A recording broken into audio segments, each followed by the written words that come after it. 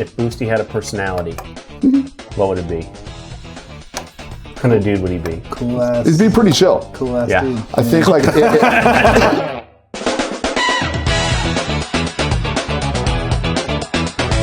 I think if you're talking Made of triangles, for the record. He has to be made of triangles. I mean, it made of triangles, Yeah. incredibly in shape because it's running around all the time. It does not Super sleep. fast. It's 24/7 working.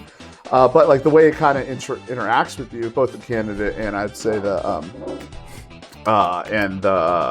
recruiter is chill. Like, hey, check this person out. This is a good position. Like, we've done all this work for you. At the end of the day, probably should give this person a call. And then I think after a certain amount of time, then we're not as chill. We're like, hey, you didn't talk to this person. Hey, like you should be having more of a conversation with like them. a disappointed mom. So a disappointed mom, a little bit of guilt. Joel. I'm not upset, Joel. but We're really cool and chill until I raised you better than that. until later down that funnel. So interesting.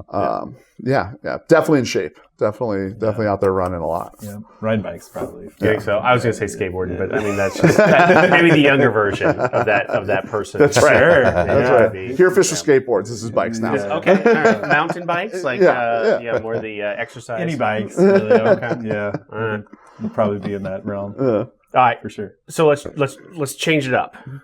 What's one thing that technology will never fix in what we do? I think it's we're in such a people business. Yeah, fix is the wrong word. Yeah. Change or replace. I think such a people business. I think there's a ton of trust that comes from working with a company that actually has a person on the other end of the phone. Not to say that you can't use technology to help facilitate those relationships, but I think ultimately we're still, people are putting people in jobs and people are working for people. And, in your case, nurses go to a place where there's other people that they're going to interact with. And I think that really matters a ton, especially on the healthcare side. Tech, you can probably get away with it a little bit more, but it's still ultimately that person reports to someone else. And so you gotta build that. I always, I think the last time we had the conversation, we talked about brand. I always think your brand and the presence you put out there, you can build whatever you want, but who owns that brand is the end user. Right. I can make this really cool stuff, but if my brand, if the experience I provide someone sucks, it doesn't matter if I have the best looking brand in the world.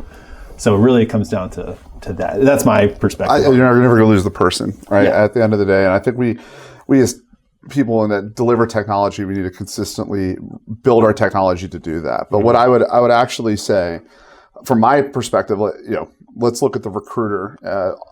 Technology does a really good job eliminating friction at different parts of the recruitment process. But you're never going to stand in front of burnout. People will still get burnt out, right? Depending on how things are going. So I don't think technology is ever going to stop the burnout. But where it does get stopped is your company's culture and the way that you kind of talk internally. And I think that's incredibly important. I don't think technology is going to ever change that. No, you can't replace a shitty day with a bad boss. I'm done. I'm going to start looking for jobs now. On my 15-minute break or whatever it is. Yep. That happens, and you just need to be top of mind for that person when it hits that point. Yeah. So, as the person that runs technology for us, I'm curious about your answer to this. I would echo everything they said. Yeah, for sure. I think the technology can just get you to that point of having that conversation. Yeah. And building that trust with that person. I've said this before. Technology will never have empathy, ever. That's the piece that I think will never get replaced by that. It can sound sympathetic, but totally empathy is sure, much different than. Yeah, for sure. Yeah, that's one. I would say in the past 15 years, even when we started Herefish, it was oh well shit, all these automations are going to replace our recruiters. No, that's not how this works. No. There's a really good TED Talk. We can find the link, put it in the notes here, but it's a TED Talk about when they announced automated teller machines back in the 70s. It was oh god, all these tellers are going to be out of business. Banks are going to be just so automated. And what it did was free up people to do more meaningful stuff versus I'm going to give you $10 because you put a card in. Now here's $10. That's just a pretty boring job for somebody to have to do. Yeah. Now they don't. Now they can be loan officers. They can do other cool banking stuff. I don't know what that is. But personal banker. I don't know what cool banking stuff is, but they they did that. So it's, if you look through that lens, it's like, yeah, this is just facilitating, this is making it easier for people to be able to have those actual deeper conversations if we can use stuff to kind of tee up relationships. So.